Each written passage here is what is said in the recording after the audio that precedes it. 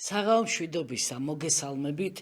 მე გახლავართ ირმა ინაშვილი და თქვენთან ერთად ვიქნები ობიექტივის პირდაპირ ეთერში დაახლოებით 50 წუთის მანძილზე, ამიტომ შეგიძლიათ ისარგებლოთ ჩვენი პირდაპირ ეთერის ნომრებით, ეხა ამონათდა უკვე ეკრანზე, დაგვიკავშირდეთ და როგორც ყოველთვის დღესაც თქვენი მოსაზრებები, თქვენი პოზიცია გაგვიზიაროთ ქვეყანაში შექმნილ ვითარებასთან დაკავშირებით. და ეს ვითარება, ქვეყანაში შექმნილი ვითარება, რომ არ არის მარტივი, ამაში ალბათ ყველა ვთანხმდებით. ყოველ ქართულ ოჯახში დღეს მთავარი თემა, რაზეც ჩვენ წუხვართ და ვდარდობთ, რასაც განვიცდით უზომოდ, არის ის დაპირისპირება, განსაკუთრებით ახალგაზრდობასა და პოლიციას შორის, რასაც ჩვენ თვალს ვადევნებთ მთელი ამ 2 თვის მანძილზე. ბევრჯერ გვითქვამს ჩვენ, რომ ძალადობა ვინც არ უნდა ახორციელებდეს ამას, ვის მიმართაც არ უნდა ხორციელდებოდეს, ის არის აბსოლუტურად მიუღებელი და დაუშვებელი. ჩვენ ყოველთვის ძალიან მკაფიოდ ვამბობთ ხოლმე და დღესაც მინდა ვთქვა, რომ არანაირად არ არის მისაღები, როდესაც აქტივისტები შეურაცხყოფას აყენებენ პოლიციის თანამშრომლებს და კიდევ უფრო მეტი პრობლემა ჩნდება, როდესაც სამართალდამცავი ორგანოების წარმომადგენლები სასტიკად ცემენ და უსწორდებიან აქტივისტებს. ცემა არ არის პოლიციის პრეროგატივა. სამართალდამცავი ორგანოების მთავარი ამოცანა, მთავარი ფუნქცია ეს არის კანონიერების დაცვის ხელშეწყობა, მართლწესრიგის ხელშეწყობა, ადამიანების დაცვა და არაპირიქით. ასე რომ მარტივი ვითარება, რასაც ჩვენ ახლა თვალს ვადევნებთ, არ არის ჩვენს ქვეყანაში, მაგრამ რა მაკლია მე როგორც ამ ქვეყნის ერთ რიგით მოქალაქეს. მე მაკლია მეგობრებო, მოვისმინო მშვიდობის მყოფელი, რაღაცა დიალოგისკენ მომწოდებელი განცხადებები თუ რიტორიკა.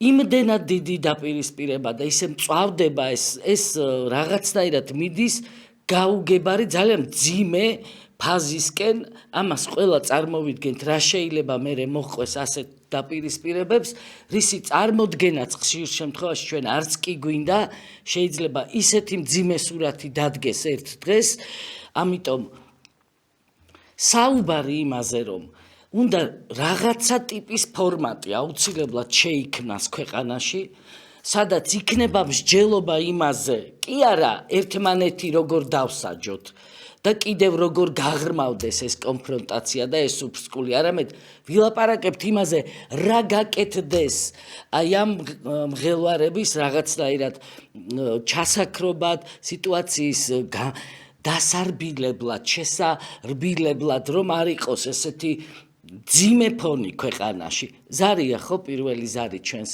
ეთერში და სწორედ აი ამას, ამ კითხვას, ამ თემას მინდა დავუთმოთ ჩვენ დღევანდელი გადაცემა. გისმენთ თქვენ პირდაპირ ეთერში ბრძანდებით. საღამო მშვიდობისა, ბატონო ირმა. საქართველოში არის ძალიან სერიოზული მდგომარეობა. 12 წლის შემდეგ გაიღვიძეს ქოცებმა, რომ გაასამართლონ ნათელი. წარმოგიდგენიათ? მეთი თუ გვიშველით, თორე ჩვენ სხვა არაფერი აღარ გვიშველით. მადლობთ, დიდი მადლობა, აუცილებლად ვისაუბრებ ამ თემაზეც. დღეს კიდევ ერთხელ იყო ქართულ ოცნებაში მსჯელობა იმაზე, რომ აი უნდა შეიქმნას საგამოძიებო კომისია, რომელიც შეისწავლის 2003-12 წლებში იმ წინა რეჟიმის დანაშაულებებს და ეხლა ვისმენდი ობიექტივის ახალ ამბებში დავით მათიკაშვილი გამოდიოდა, რომელმაც ბრძანა ასეთი რამ არაერთ გზის იყო გაჟღერებულიო ესეთი ინიციატივა 2012 წლის მერე საქართველოს პარლამენტშიო. ამას თუ არაერთ გზის ქვია, 9 მილიონი ხელმოწერა ჩვენი მოქალაქეების, ყოველი სოფელი მაქვს მე თვითონ შემოვლილი და ჩემი ხელით მაქვს დაფიქსირებული ეს ყველაფერი და ხელმოწერები როგორ დგინდებოდა, იცით, გვარი, სახელი და ხელს აწერდა ადამიანი აი ამ ჩვენს რეზოლუციაზე, რომელიც შემდეგ ჯერ შევიტანეთ 200,000, 300,000, 500,000-ზე ავედით, კიდე ავწდით ამას და დევს დღეს საქართველოს პარლამენტში. და ეს თუ არაერთ გზის არის, არ ვიცი, ეს იყო უზარმაზარი შრომა, რაც გაწია ჩვენმა პოლიტიკურმა გუნდმა ჯერ კიდევ 2012 წლიდან, ეს არ დაგვიწყია ჩვენ 2016 წელს. და ძალიან სამწუხაროდ კიდევ ერთხელ უნდა ითქვას, რომ მაშინ იმ პერიოდში სწორედ ქართული ოცნების ხმები დაგვაკლდა ჩვენ. მე ძალიან კარგად მახსოვს ის დეპუტატები, რომლებიც ჩუმად გაიპარნენ დარბაზიდან, იმიტომ რომ მხარი არ დაეჭირათ ამ ჩვენი რეზოლუციისთვის. სულ რაღაცა 15 ხმა დაგვაკლდა მაშინ, თორემ ეს რეზოლუცია შევიდოდა ძალაში და გარწმუნებთ ყველას, ჩემო ძვირფასო მეგობრებო, დღეს არ ვიქნებოდით იმ რეალობის წინაშე, მძიმე რეალობის წინაშე, რა რეალობაც გვაქვს ქვეყანაში, მაშინ რომ ეს რეზოლუცია მიგვეყო. ეხლა მე ვისმენ ხოლმე სიმართლე გითხრათ ხშირად ქართული ოცნების ლიდერების გამოსვლებს და იქ არის ხოლმე ესეთი ახსნა, რომ მაშინ ჩვენ არ შეგვეძლო ამისი გაკეთება, იმიტომ რომ მაშინ რომ ეს გაგვეკეთებინა ჩვენ ამოგვაყირავებენ. კი, მაგრამ თან მაშინ არ ვიყავით ესეთი ძლიერებიო და ახლა არ გაყირავებენ, აბა რა შვებიან. ან ახლა დავიჯერო უფრო კარგ პოზიციებში ხართ, ვიდრე მაშინ იყავით 2012 წელს. ამიტომ აი, როდესაც ამ კომისიის შექმნაზეა ლაპარაკი, მე მაგალითად სულ სხვაგვარად მოვიქცეოდი.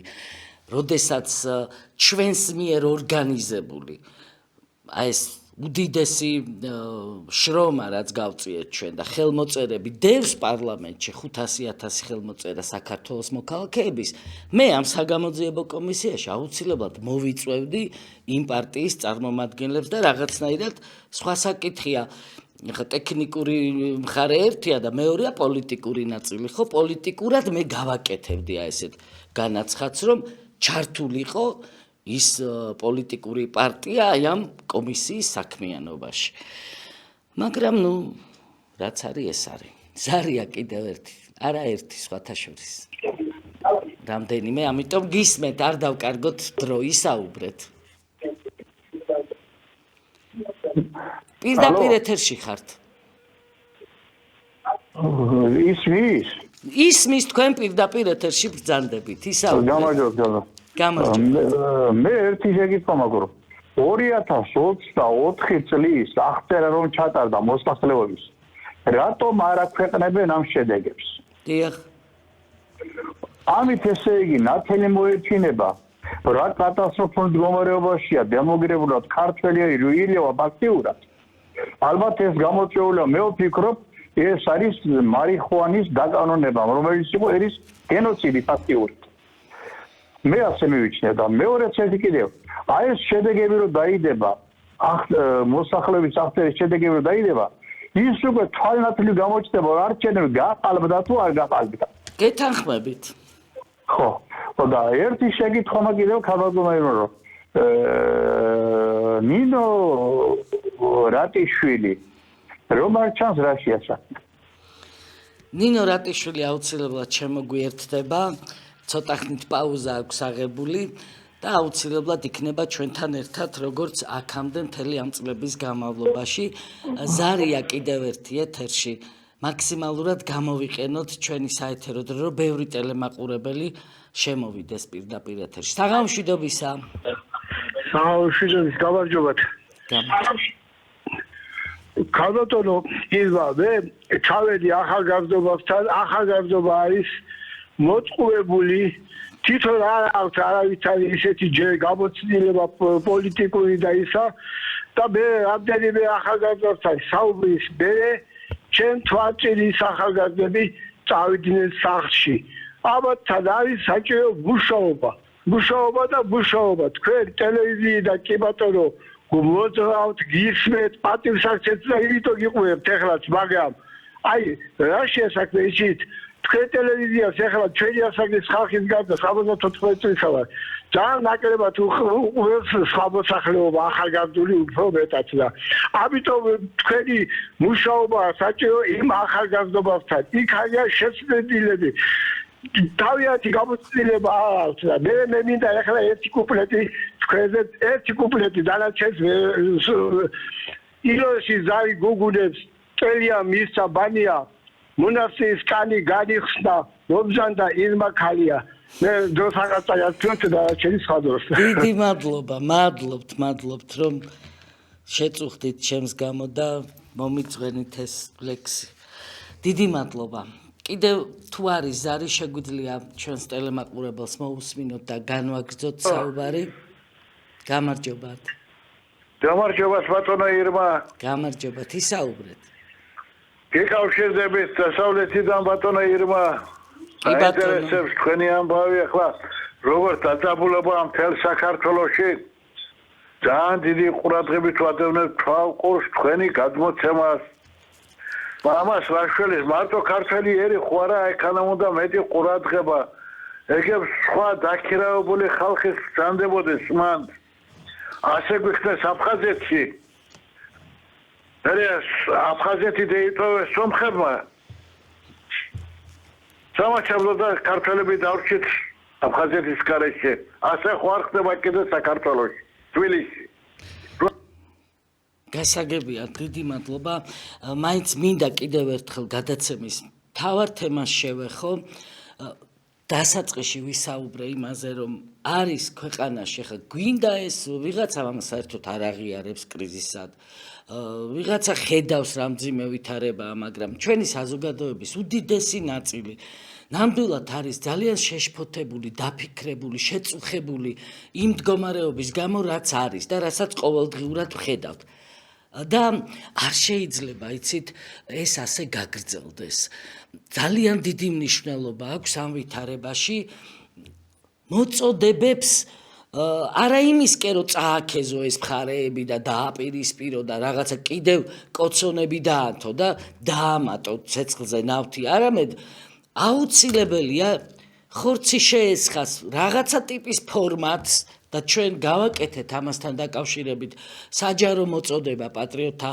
ალიანსმა ჩვენმა თავმჯდომარემ პარტიის დავით არხანმოურავმა ისაუბრა ამაზე მეც ვისაუბრე სხვა ლიდერებმა ფორმატი აუცილებლად უნდა შექმნას ქართულმა ოცნებამ ამ ფორმატში უნდა მონაწილეობდეთ ჩვენ პატრიოტული ძალების წარმომადგენლები ჩვენი საზოგადოების ის წარმომადგენლები რომელთა სიტყვასაც წონა აქვს და რომლებსაც მე სამწუხაროდ აი ამ ქაოსის ამ რაღაცნაირი დაპირისპირების ფონზე რომელთა ხმაც მე არ მესმის რომლებიც რაღაცნაირად ერიდებიან პოზიციების დაფიქსირებას და სწორედ აი ასეთი ტიპის ფორმატის საშუალებას იძლევა რომ ყველა ერთად შევიკრიბოთ მეგობრებო და ვიმსჯელოთ და ვიფიქროთ იმაზე როგორ გამოვიდეთ ამ ვითარებიდან იმიტომ რომ შეიძლება ისე განვითარდეს უცაბედად ძალიან სწრაფად პროცესები რომ ძიმე ფაქტის წინაშე დავდგეთ ჩვენ და მე რას ვიტყვით რომ ვისხედით ტელეეკრანებთან და ვხედავდით რაც ხდებოდა და არაფერი არ გავაკეთეთ იმისთვის რომ რაღაცა წვლილი შვიდობის მყოფელი ესეთი ტერმინი არის და რელიგიურადაც ძალიან მნიშვნელოვანი რამ არის რომ შვიდობა ჩამოაგდო მხარეებს შორის და მე ეხლა რასაც ვაკვირდები, აი სწორედ ამასთან დაკავშირებით მინდა თქვენი აზრებიც მოვისმინო.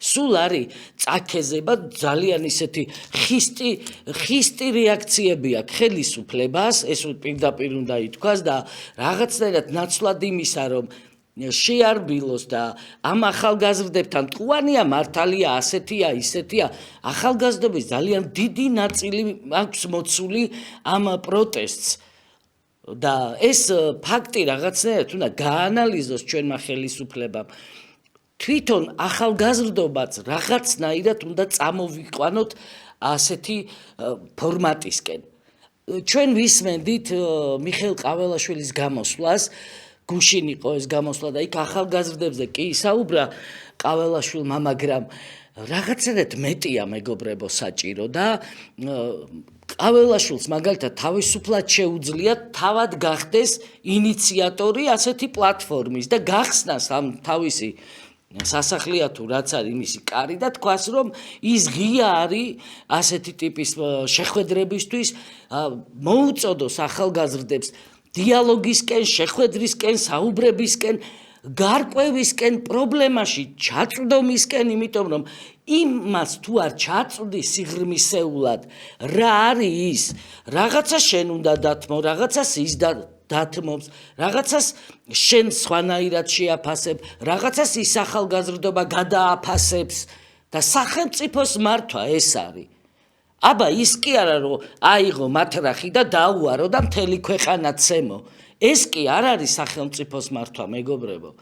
მე ვისურვებდი მენახა ეს ყაველაშვილის სივრცეში და ესეთი ინიციატივა მომესმინა, რომ ვაღებ ჩემ კარს და ყველას, ვისაც აქვს სურვილი ჩაერთოს ამ რაღაცა არ შეიძლება, იცით, რომ დიალოგი გადააგდო სიტყვას უდიდესი ძალა აქვს, უდიდესი მნიშვნელობა აქვს, ეს გადააგდო და თქვა რომ პოლიტიკურ პროცესში, რა პროცესში ხარ, თუ სიტყვას არ აძლევ თავარ დატვირთვას. და თუ ეს სიტყვა არ არის შემრიგებლური და თუ მარტო ის არის რომ წააქეზო და მე ვხედავ მაგალითად სოციალურ ქსელშიც ქართული ოცნების მომხრეები, რომლებიც ძალიან უნდა დაუფიქრდნენ, იცით, როგორი ქცევიან და რა მესიჯი ბოქსი თუ რაც ეწოდება, რა ლოზუნგებით გამოდიან სოციალურ სივრცეში. ისეთი უნდა ცემონ, აბა რა უნდა ქნან, აბა რა კარგია რომ დაასისხლიანეს, არა მეგობრებო, არა, არ შეიძლება ეს. მე სააკაშვილის მძიმე პერიოდიც მახსოვს, როდესაც იყო მაშინაც ასეთი ხალხი, ზარი შემოვიყვანოთ ეთერში და ძალიან ცუდად დაამთავრეს იმათ თავიანთი მართლობა. საღამო მშვიდობისა, გამარჯობათ. საღამო მშვიდობისა, ქალბატონო ირმა. მე მოვისმინე თქვენი ინიციატივა და დავით თარხან მოურავისას ამ დიალოგზე და საჭიროებაზე იმ შეხვედრებისა, რომ უნდა დასხდნენ პოლიტიკოსები და განიხილონ ქვეყნის მომავალი რა იქნება, რაც ახლა ხდება ამით ჩვენ მომავალი და განვითარება არ გვექნება. მე მომწონს ეს და მხარს გიჭერს და კიდევ ერთი მე დღესაც დავრეკე ფათაშორის რამდენიმე საათის წინ და ახლა თქვენ რომ დაგინახეთ უფრო მეტად მომინდა დაკავშირება, აი გავიგეთ რომ ქართულმა ოცნებამ 50 დეპუტატს დღეს მოუხსნა პარლამენტის უფლებამოსილება. არ შეიძლება რომ თქვენ შეხვიდეთ პარლამენტში, თქვენ ხომ ნამდვილად გადალახული გაქვთ ეს ბარიერი და ნამდვილად იმსახურებთ და ოცნებამ ქართულმა ოცნებამ მიიღოს კანონმდებლობა, მათ ხელში არ არის რაც უნდა აკეთებენ და თქვენი ეროვნული გაერთიანება შევიდეს. მადლობ, დიდი მადლობა. მადლობთ, არ გეტყვით რომ მარტივი საკითხია ეხლა და ინიციატივა რაც თქვენ გააჟღერეთ ეხლა ეთერში, თეორიულად რა თქმა უნდა ყველაფერი შესაძლებელია, პრაქტიკულადაც შესაძლებელია, მერე ის რაც თეორიულად შესაძლებელია, CSKO-საც მაგალითად აქვს ესეთი ბერკეტები და CSKO-ს დონეზე შეიძლება ამისი გაკეთება, მაგრამ რა გითხრათ, ერთი რამის თქვა ნამდვილად შემიძლია, რომ ჩვენ ნამდვილად გადავლახეთ ბარიერი და ჩვენ ვიყავით და ვართ ღირსი რომ ვიყოთ პარლამენტში, იმიტომ რომ ნამდვილად, არა იმიტომ რომ ეხლა ჩვენ თავზე გვიწევს ზოგჯერ საუბარი, წუხარ ამის გამო, მაგრამ გვიწევს, ნამდვილად აკლია, სხვა ხმა აკლია საქართველოს აი საკრებულოს, სადაც დღეს ქართული ოცნების წარმომადგენლები მსჯელობდნენ მთელ რიგ საკითხებზე. აკლია სხვა ხმა, აკლია ნამდვილად. სხვას ვერაფერს გეტყვით, ზარია, ბევრი ზარია ჩვენს ეთერში. ჩვენს ტელემაყურებელს დავუთმოთ პირდაპირ ეთერი. საღამო მშვიდობისა.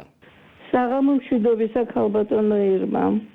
დღეს მორიგჯერ გამაკრიტიკეს, რატო აკრიტიკებ ივანიშვილსო უმადური მიწოდეს. მე უმადური კი არა, მე არ მინდა რომ ჩემი ერი იყოს ივანიშვილის ქველმოქმედების ტყვეობის ქვეშ. არ შეიძლება ასე. ამ კაცს სურდა გასწია ქველმოქმედება, მაგრამ სამაგიეროდ თუ ითხოვს იმის გულისთვის, რომ ჩვენ მისი ყველანებას სურვილს შევასრულოთ, ეს ქველმოქმედება აღარ არის, მე ასე მგონია. და ამაზე უნდა დავფიქრდეთ ცოტა ქართული ხალხი. კაცო, რაც პოლიტიკაში მოვიდა, იმის მერე გააკეთა იმ ქველმოქმედების მსგავსი და იმის ტოლი კეთილი საქმე ამ კაცმა არა მგონია. ყველაფერი პირიქით. დაიებას თუ არ გავიგებდა მარტო მისი ქველმოქმედებისთვის მას ხმას მიცემს კიდე და კიდე ქვეყნის სათავეში მოიყვანს დაიღუპება ქვეყანა რატო ვერ ხვდებით ამას ძალიან მიყვარს ჩვენი ხალხის როდის უნდა გამოვხიზლდეთ როდესაც ესე არ პირში არ გევლიქნელებით და იმას მაგრამ როცა ასეთი ჭკვიანი ხალხი ყავს როგორც თქვენ ბრძანდებით და როგორც თქვენს გარშემო შეკრებილი ხალხი როგორ შეიძლება ჩვენ კიდე ივანიშვილს რომელსაც მთელი ცხოვრების განმავლობაში ფულის კეთების მეტი არაფერი უკეთებია და პოლიტიკაში არაფერი უკეთებია გარდა იმისა რომ სააკაშვილს ეხმარებოდა დაერბიათ ქართველიერი მიტინგებზე ამის გულისთვის რაღაცა 2 კაპიკი დახარჯა მისთვის ეს ნამდვილად 2 კაპიკი იყო რაც დახარჯა იმიტომ მე დარწმუნებული ვარ დღეს თქვი და კიდევ ვიმეორებ რაც დახარჯა 10 იმდენი წაღებულია ქართველი ხალხისგან და ქართველი ხალხი არავისთან ბალში არ არის აი ეს უნდა გავიგოთ აუცილებლად და ვიცოდეთ რომ ჩვენ არავისთან ბალში არა ვართ და ჩვენ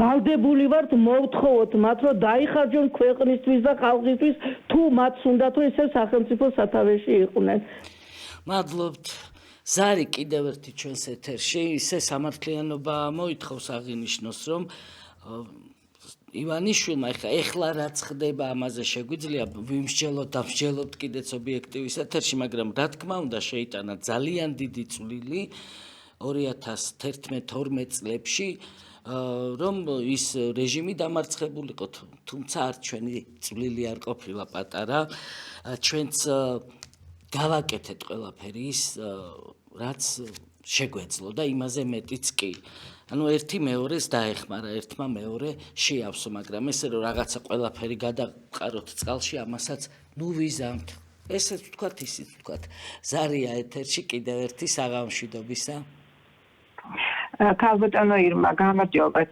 მოგესალმებით იცით რა არის აი დღეს გაორებული ვარ პირადად მე არ ვიცი სხვა როგორ არის მაგრამ ესე იგი როგორ არის იცით აი ბევრი რაღაცა მომწონს ოცნების რა თქმა უნდა თქვენი ყველაფერი იმიტომ რომ თქვენი ამორჩეველი ვარ და ყოველთვის თქვენი დაფუძნები და ყოველთვის თქვენი ხმას ვაძლევდი ყოველთვის პატრიოტთა ალიანსთან ეხლა რაღაცა ამ ბოლო პერიოდში ცოტა ეროვნულობისკენ წავიდა ეს ოცნების მართველი ასე ვთქვათ ხალხი და იქნება რაღაცა ცოტა გვეშველოს და ეხლა თქვენი ინიციატივა ეხლა რასაც ეხლა ვისმენდი აუცილებლად უნდა მიეხედოს ამ ახალგაზრდებს ის ხალხი რომლებიც ამ ბავშვებს ესე იყენებენ ფარად იმაზე აღარ არის უკვე იმათ არაფერი აღარ ეშველებათ ისინი არიან პირდაპირ გაგებით საქართველოს მოღალატეები და ჯაშუშები მე ასე დავარქმევ ამ ხალხს ამათი გამოსწორება არ იქნება და უნდა იყვნენ ესენი საერთოდ დააშორს პარლამენტიდანაც და საერთოდ საქართველოსდან რომ შეიძლებოდეს და აი ეს ბავშვები რომლებიც ასე გავრიყვებულები არიან აი ნამდვილად ბატონ მიხეილს ლაშოს აქვს ძალიან დიდი ძლიერი ბერკეტი ეს იმდენად განყენებულია პარლამენტისგან უფრო მეტი თავისუფლება აქვს და შეუძლია მართლა მისი გააკეთება რომ ეს ბავშვები შემოიკრიბოს და ხა ვისაც მოუნდება ახლა იქ შეიძლება ახალგაზრდა არ იყოს და უფროსი თაობის წარმომადგენელი იყოს და თუ იქნება ისიც ჩართული ამ საქმეში კიდე უკეთესი და აი რაღაცნაირად დაასი იქნება რაღაცა გააკეთდეს რაღაცა იყო წინ საქართველოში დაასი იქნებოდა რომელიც კარგ საქმეს აკეთებდა ქვეყნისთვის რაც უნდა გიზარქვან თავარია ქვეყნისთვის სასიკეთო რაღაცები გააკეთდეს და მიხეილ ყაველაშვილი ძალიან ეროვნულია როგორც თავისი გარეგნობით ისე შინაგანი რომ უსმენდა ისედაც არ მეპარება ამ ადამიანში ეჭვი ახლა ასეა თუ ისეა ოცნებიდან არის არჩეული თუ რაც არ დანიშნული ნუ პატივცემამ პიროვნება ძალიან მომწონს და მე მგონი რომ გამოუვა ეს საქმე და აი ყველაზე დიდი გულის ტკივილი ჩემი ეს არის ახალგაზრდები, რომლებიც არიან ასე არასწორ გზაზე დგანა, გზასაც დენილები საით უნდა წავიდნენ რომ არიციან და იქნება ცოტა მოვახედოთ სიმართლისკენ, საქართველოსკენ, ეს ევროპა რო აქვთ გარჭობილი ამ ტვინში და არაფერი არიცია, წაკითხული არ აქვს, აი რაღაცა უნდა ინსტრუქტაჟი იქნება თუ გაკვეთილი იქნება ამ ბავშვებს საქართველოს ისტორია ვიღაცამ რომ მიაწოდოს ამასთან ერთად იმ რომ შეიკრიბებიან, აი იქნებ მოხერხდეს და ყველაზე მთავარი საპატრიარქო უნდა ჩაერთოს ძალიან გთხოვს, იქნება რამენაირად. ეხლა მე არ ვიცი ეხლა ვიოცნებო ის რომ თქვენ ეხლა ვიღაცას პარლამენტში შეგიშვებენ და იქ დაგითმობენ იმ სავარძლებს, ცოტა ძნელად წარმომიდგენია ეს, მაგრამ თუ იქნება მაგას რაჯობებს, მაგრამ აი ამ კუთხით, აი პრეზიდენტმა იქნებ რაღაცა გააკეთოს თქვენი ჩართულობით, თქვენი პარტიის. მადლობთ, დიდი მადლობა, მადლობთ. ზარია კიდევ ერთი მინდა რომ ყველას მიეცეს საშუალება მისი აზრის დაფიქსირების, საღამშვიდობისა. თუ გესმით ჩემი ხმა შეგიძლიათ ისაუბროთ. თუ არა და გამარჯობათ. გამარჯობათ. ხალბატონო ირმა, რასაც ესენი ლაპარაკობენ ახლა გამოდიე. ლაპარაკობენ რომ ესე იგი პარლამენტში განთავისუფლდა ადგილი, ხო და აიქა შედით ახლა პარლამენტშიო. თქვენად გეიმეორებთ, CSKO-საც შეუძლია ეს გააკეთოს. ცენტრალური კომიტეტი ხო რა პარლამენტი არჩენები რა საჭიროა. გიმიცი თქვენ გადალახული გაქვს, მაგრამ ფაქტიურად ხახაძე ხო არ ჩანს ეს, მაგრამ ახლა თქვენ რო დაგიძახოთ, იმენა მოდით თქვენ მიხვართ იქა დაჟდები. ჩემო ბატონო, დამიგდეთ ყური.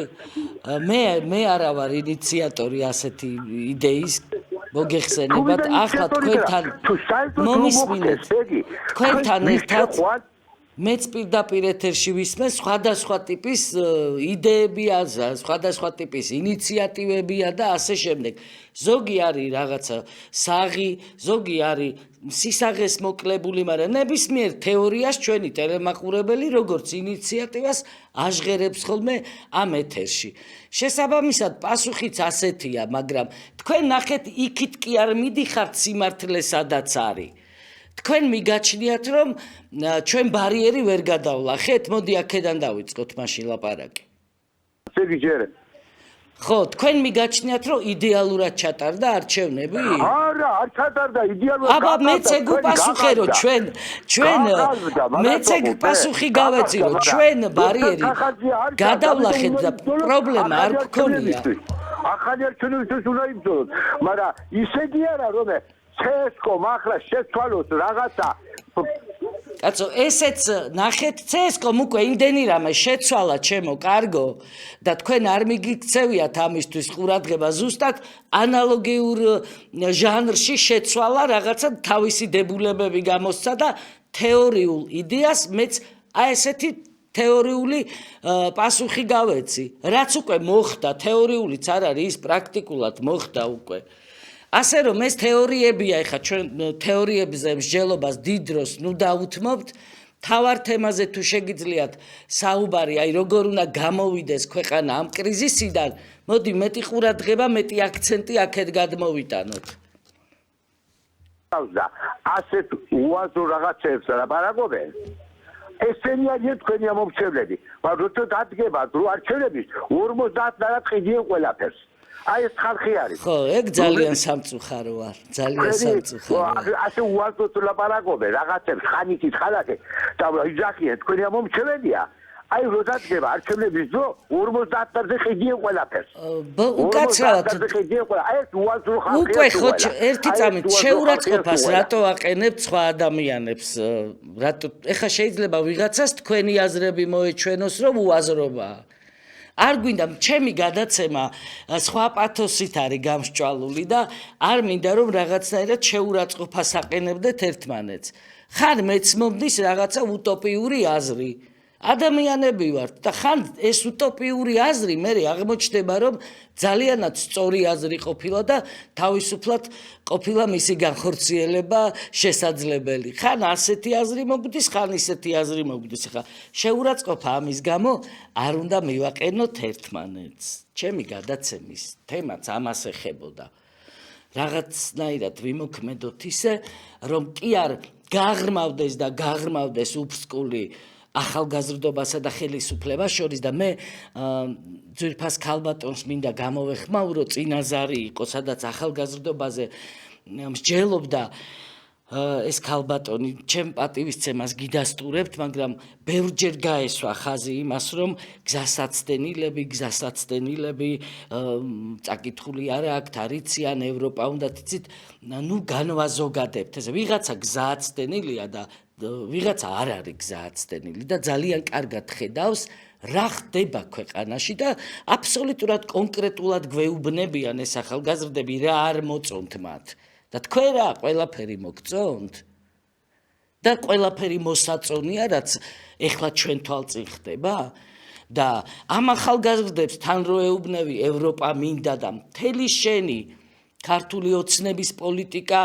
ამაზე რო იყო აგებული მერე რომ გამოდიხარ 28 ნოემბერს ამბობ რომ კეტავ ამ ევროკავშირისკენ მიმავალ გზასო და ამ ახალგაზრდებს რაღაცნაირად ბიძგს აძლევ რომ გარეთ გავიდნენ მე ჩემ თავსაც მოუწოდებ და ყველას სურვილი მექნებოდა რომ ჩვენ სიტყვას დავაკვირდეთ ხოლმე კარგად რას ვამბობთ, როდის ვამბობთ და რატო ვამბობთ და ვერ ვხსნი მე ქართული ოცნების პარტიის ეს 28 ნოემბრის განცხადება რატომ იყო საჭირო და აუცილებელი თუ დღესაც იმას იმეორებ რომ ევროპისკენ მიდიხარ მაშინ იმ განცხადების გაკეთება და დააკვირდით რომ სწორედ იმ განცხადების მერე გამოვიდა ამდენი ახალგაზრდა გარეთ და კიდევ ერთხელ მინდა გაუსვა ხაზი იმას რომ ახალგაზრდობის ძალიან დიდ ნაწილს კარგად აქვს გააზრებული რა არ მოწონს არ მოწონს ერთპარტიული პარლამენტი, არ მოწონს ამ სისტემის სასამართლო, არ მოწონს ის რაც ხდება ეხლა რომ ცემენ ტყეპენ და ვითომც არაფერი. აი ეს ბევრი რამეა რაც არ მოწონთ და ნუ დავხუჭავთ რა მეგობრებო თვალს ამაზე. შევეცადოთ რომ რაღაცნაირად ძალიან ძიმეა, ძალიან ძნელია დაცვა ამ ბალანსის, მაგრამ ობიექტურობა დავიცვათ და ამ 28 ნოემბრის მერე კიდევ ისეთი დიდი აგრესია ვიხილეთ ჩვენ და არ ვიცი დალეწვათ სახე ცხვირი კისერი თავი ნუ ეს რომ სად რა სტანდარტში ჯდება რომელ სტანდარტში ჯდება არ ვიცი აუხსნელი კი არ არის ძალიან ახსნადიც არის ეს ყველაფერი მაგრამ არ შეიძლება ეს ხდებოდეს და სწორედ ხელისუფლების მხრიდან უნდა მოდიოდეს ის პირველი სიკეთისკენ, სიმშვიდისკენ, გონივრულობისკენ მიმავალი რაღაც იმპულსი.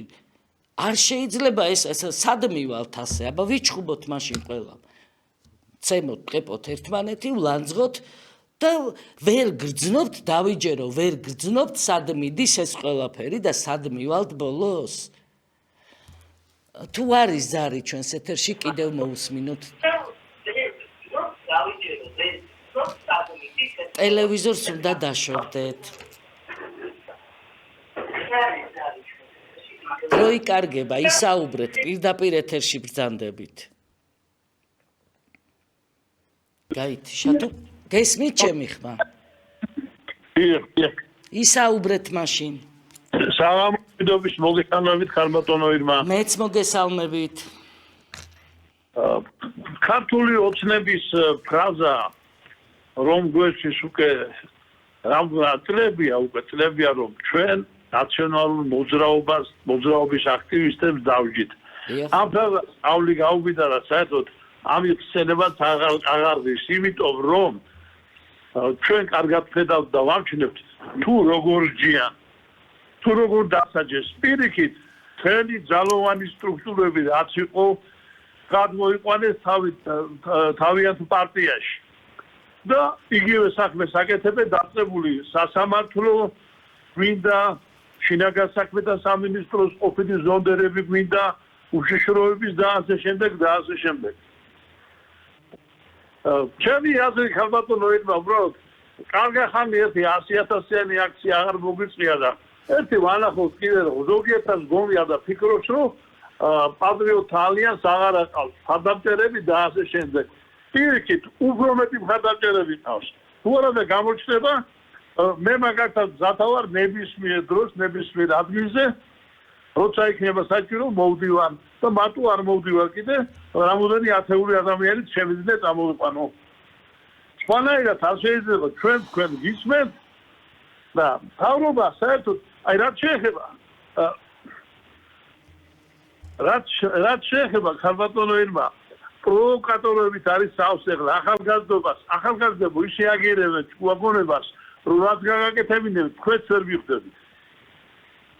ამიტომ ყურადღება საჭირო და ცოტა რეალურად უნდა შევხედოთ ჩვენი ქვეყნის ხვალინდელ დღეს და არა თითოეული ჩვენთაგანი ხვალინდელ დღეს.